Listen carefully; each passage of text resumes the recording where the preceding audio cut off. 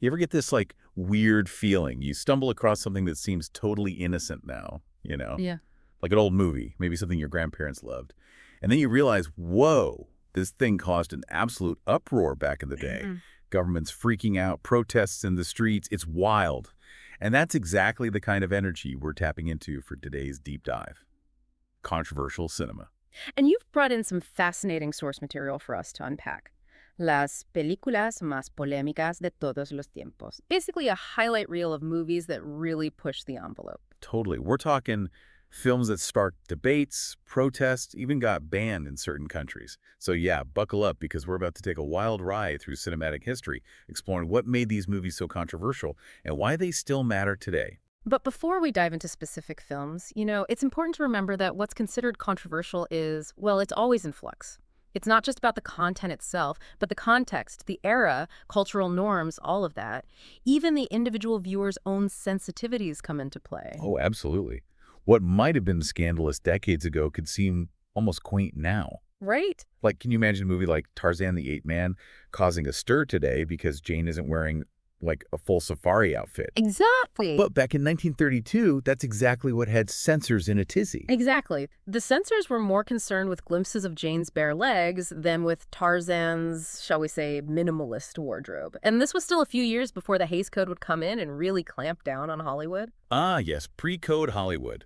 A time of surprising on-screen daring, especially when it came to themes of sexuality and even, female ambition. Take, for instance, the 1933 film Babyface. Babyface is a perfect example of a film that both reflects and challenges the social climate of its time. This wasn't just a story about a woman sleeping her way to the top.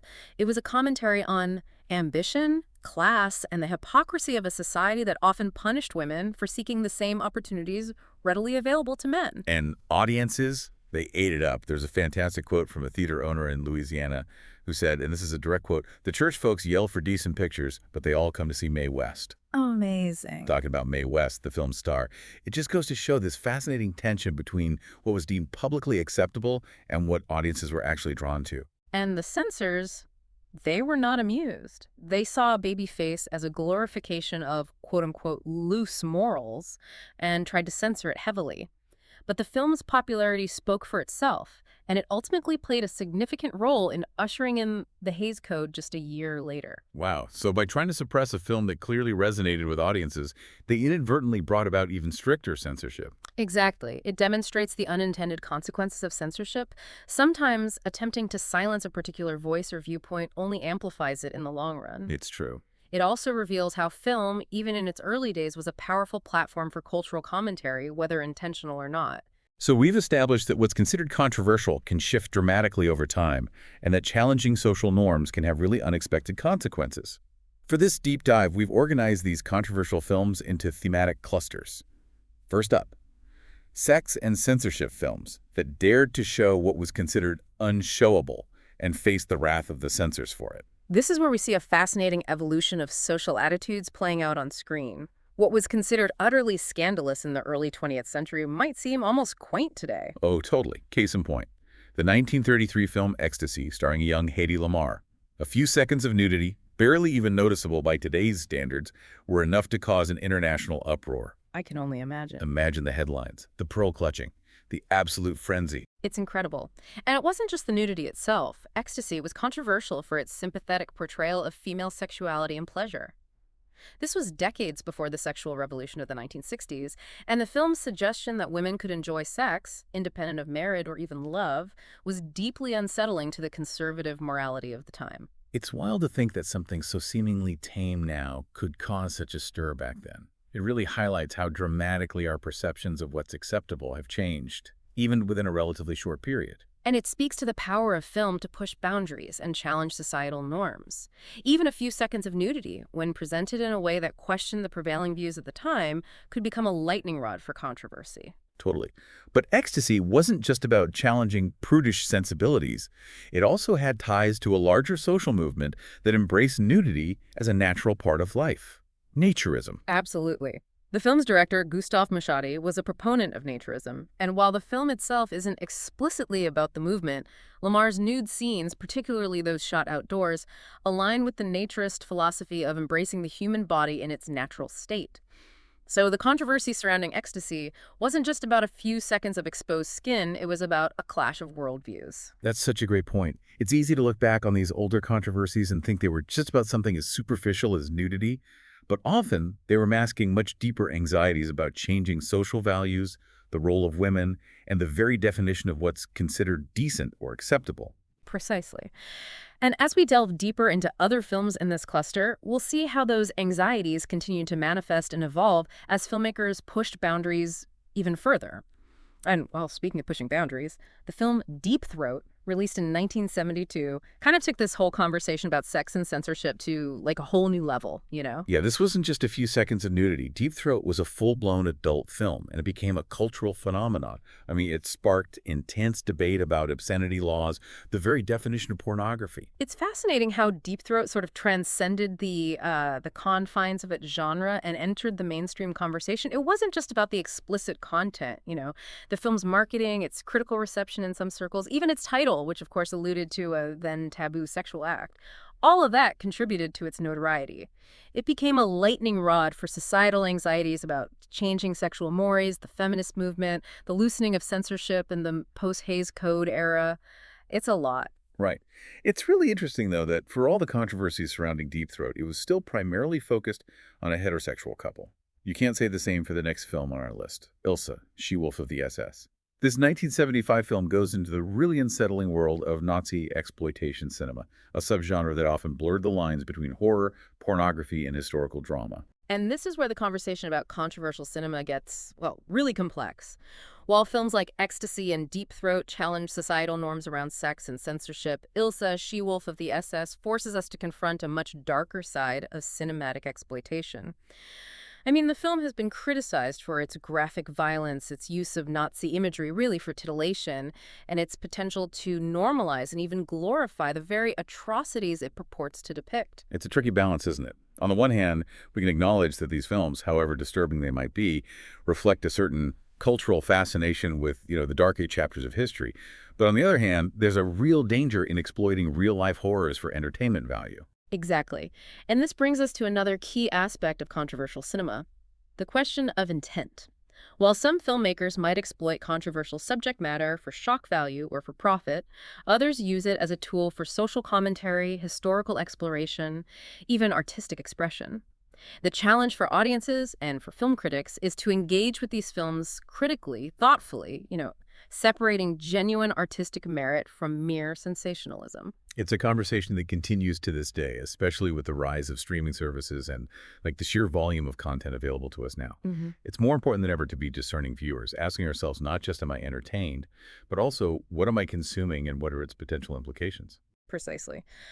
But let's move on for now from the realm of sex and censorship to another aspect of controversial cinema, the depiction of violence. This is where we see a fascinating evolution of cinematic language and audience tolerance.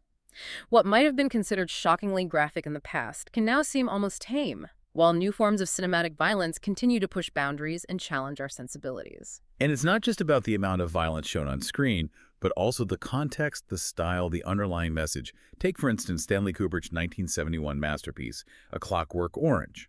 Here we have a film that depicts violence in a highly stylized, almost operatic way, yet it sparked really intense debate about its potential to inspire copycat violence and its exploration of free will versus societal control. A Clockwork Orange is a prime example of a film that uses violence not for mere shock value, but as a catalyst for philosophical and social commentary. Kubrick himself was deeply affected by the accusations that his film inspired real-life violence, and he even withdrew it from circulation in the UK for several years. It's true, he did. It was actually withdrawn by Kubrick himself, not by censors. Can you imagine feeling that level of responsibility for your art? It shows the profound impact film can have on viewers, both positive and negative. Absolutely. And it highlights the complex relationship between art and artist, particularly when dealing with controversial or potentially triggering subject matter. It's a responsibility that filmmakers should never take lightly. So true. Shifting gears a bit, let's talk about another film that terrified audiences, but in a very different way. William Friedkin's 1973 supernatural horror film, The Exorcist. Oh, yes, The Exorcist. It tapped into this, primal fear of the unknown, the demonic, the potential for evil to invade even the most seemingly innocent corners of our world. Unlike A Clockwork Orange, which used stylized violence to make a point, The Exorcist relied on psychological horror, special effects, a chilling soundscape, all of that, to create a truly visceral, almost unbearable viewing experience. And it's amazing how that film really got under people's skin. We're talking about people fainting in theaters, vomiting, even reportedly experiencing seizures. It was as if the film itself had become a kind of demonic possession, taking hold of viewers and refusing to let go. Yeah. And what's so interesting is that The Exorcist was released during a time of significant cultural upheaval when traditional religious beliefs were being challenged by the rise of secularism and New Age spirituality. The film's exploration of demonic possession and its suggestion that evil could exist in our midst, it really resonated with these anxieties. It tapped into a deep-seated fear that perhaps we weren't as in control of our world or ourselves as we thought we were. The Exorcist showed us that sometimes the scariest monsters aren't the ones we see on screen, but the ones we carry within ourselves, the ones that lurk in the shadows of our subconscious, waiting for the right moment to emerge. Speaking of monsters, both literal and figurative, let's talk about a film that took a cold, hard look at the dark side of human nature. Henry, Portrait of a Serial Killer. Henry, released in 1986, sparked quite a bit of controversy for its unflinching portrayal of violence and its exploration of the mind of a serial killer. This wasn't a film that offered easy answers or moral judgments. It simply presented Henry, the main character, as he was, a deeply disturbed individual capable of unspeakable acts. And the film's director, John McNaughton, defended its graphic content, stating, and I quote, "The film is about violence, and because violence is horrifying, the film has to be horrifying. It criticizes those who glorify violence as spectacle." Right, and that's a crucial distinction, isn't it? There's a difference between depicting violence gratuitously and using it as a tool to explore difficult themes or hold a mirror up to society's darker impulses. Speaking of mirrors, let's move on to a film that used satire and over-the-top violence to critique the media's obsession with sensationalism. Oliver Stone's 1994 film, Natural Born Killers. Natural Born Killers was a wild ride, that's for sure. A visual and sonic assault on the senses. It used this hyper-stylized aesthetic, rapid-fire editing, a really darkly humorous tone to lampoon the ways in which media glamorizes violence and turns criminals into celebrities. The film was controversial upon its release, with some critics accusing it of glorifying the very violence it sought to critique. It's that age-old question. Can you critique something effectively by replicating it, even if it's through a satirical lens? Natural Born Killers didn't really provide any easy answers, but it certainly got people talking about the media's role in shaping our perceptions of violence and crime. And it challenged audiences to confront their own complicity in that system. After all, aren't we the viewers, the ones who ultimately determine what becomes popular, what becomes news, what becomes a spectacle? Natural Born Killers dared to suggest that we all bear some responsibility for the media landscape we inhabit. And that's a powerful message, even if it's one that some viewers found difficult to swallow. But let's shift gears again, and explore another facet of controversial cinema. Films that tackled sensitive social and political issues head-on, often provoking really strong reactions from audiences and authorities alike. This is where we see how film can become a powerful tool for social commentary, dissent, even revolution. These are the films that dare to challenge the status quo, to speak truth to power, and to give voice to the marginalized and oppressed. They often face censorship, boycotts, and even legal challenges, yet they persist, reminding us that art has the power to inspire, to provoke, and to create meaningful change in the world. It's amazing how film, it can become this battleground for these huge social and political debates. And few films are as controversial as Pier Paolo Pasolini's 1975, I guess you could call it a masterpiece of transgression, Salo, or The 120 Days of Sodom. Salo is still one of the most challenging and controversial films ever made. It uses extreme violence, sexual depravity, grotesque imagery, all of it, to critique fascism, authoritarianism, and the abuse of power. Pasolini, he wasn't really going for subtlety here. He wanted to shock audiences, to confront them with the darkest aspects of human nature, and to expose the horrors that can happen when power goes unchecked. It's definitely not a film for the faint of heart. Oh. And yeah, its graphic content has led to censorship and bans in several countries. But I think beneath the surface provocation, Salò is a film of real depth and complexity. It's an indictment of political corruption, a meditation on the nature of evil, even a testament to the power of art to like really challenge our assumptions and make us uncomfortable. Precisely. Pasolini understood that sometimes the most effective way to expose the ugliness of the world is to make people confront it head on. To make them feel almost complicit in the act of watching and to leave them with a sense of unease that lingers, that sticks with them long after the credits roll. It's a risky strategy, one that not a lot of filmmakers could pull off, but in the case of Solo, it definitely achieved its intended effect. Yeah, I think so too. So, switching gears to a film that used a very different approach to political commentary, let's talk about Charlie Chaplin's 1940 masterpiece, The Great Dictator. Chaplin, known for his silent firm persona, the tramp, made The Great Dictator as a talking picture.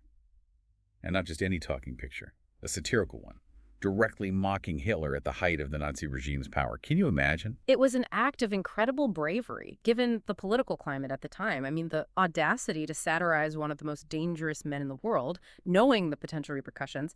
But Chaplin really believed in the power of humor to disarm even the most menacing ideologies. And he used his platform to speak out against tyranny, hatred, the dangers of unchecked political ambition. And he did it brilliantly. The Great Dictator is hilarious and also deeply moving. It's a testament to the human spirit, that ability to find hope and laughter even when things are at their darkest. And it reminds us that satire, when it's done well, can be a really powerful tool for social change. Absolutely. It shows how important it is to use your voice no matter the risks, to speak out against injustice. Chaplin could have stayed silent, played it safe, but he used his art to take a stand. And by doing that, he inspired so many others to do the same. So true. From satirizing dictators to taking on religious institutions, our next film, the 1988 The Last Temptation of Christ, directed by Martin Scorsese, sparked outrage and protest for its really unconventional, depiction of Jesus. This is a film that dared to imagine Jesus as a fully realized human being. Someone grappling with doubt, with fear, with temptation, but still ultimately embracing his divine purpose. The film was hugely controversial. Some religious groups accused Scorsese of blasphemy. There were calls for boycotts. It's interesting, isn't it, how any depiction of Jesus that deviates from that, kind of sanitized traditional image seems to ignite such intense debate. I mean, it says a lot about the power of religious belief, but also about the way art can really challenge our most deeply held convictions. Exactly. The Last Temptation of Christ wasn't trying to give any definitive answers or rewrite the Gospels. It was artistic exploration, an attempt to understand faith and the human condition, all through this lens of, one of history's most enduring and enigmatic figures.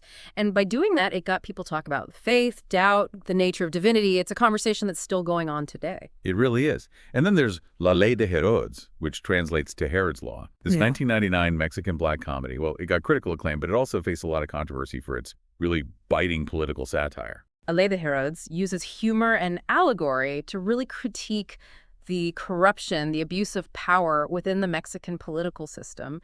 And I mean, it was a box office hit in Mexico, but it also drew the ire of the government, which tried to block its distribution. And of course, that just fanned the flames, turning the film into this symbol of resistance against censorship and a catalyst for all these conversations about political corruption and social inequality in Mexico. Wow. It's remarkable how it can be this lightning rod for social and political change, especially in places where freedom of expression is under threat. It reminds us of the power of art, to hold up a mirror, to challenge the powerful, and to give a voice to those who haven't been heard. Absolutely. All of these films, from the darkly comedic La Ley de Herodes to the deeply unsettling Salò, they show us that controversy isn't inherently bad. It can be a catalyst for growth, for dialogue, for a more nuanced understanding of ourselves and the world we're a part of. It's been quite a journey, hasn't it? We've gone through decades of film history, explored these movies that shocked, challenged, and captivated audiences all over the world. What would you say is the most enduring legacy of these controversial films? I think the most important thing to take away from all of this is that these films, whether they achieve their goals or not, they remind us that cinema is this incredibly powerful medium for exploring what it means to be human, all the complexities. These films asked difficult questions, they pushed boundaries, and they sparked conversations that we're still having. They remind us that art doesn't exist in a vacuum. It's a product of its time, reflecting our hopes and fears and anxieties. And sometimes it even has the power to change the world, one frame at a time. I love that. Beautifully said. And as technology evolves, new voices emerge, Yeah. social norms change. One thing's for sure, the future of cinema. Just as controversial, thought-provoking, and unforgettable as its past.